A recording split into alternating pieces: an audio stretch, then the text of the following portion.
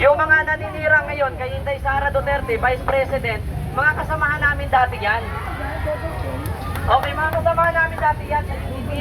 Kaso nga lang, siyempre yung iba naman nagsasabi sa akin, bro, patinsan na, trabaho lang. Di ba?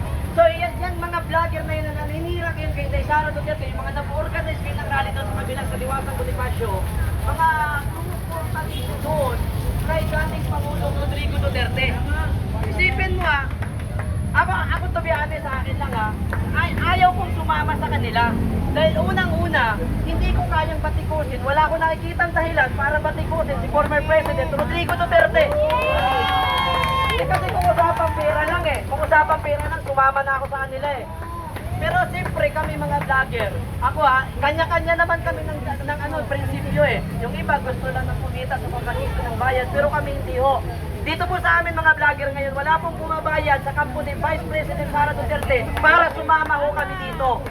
Andito ho kami para suportahan si Vice President Sara Duterte.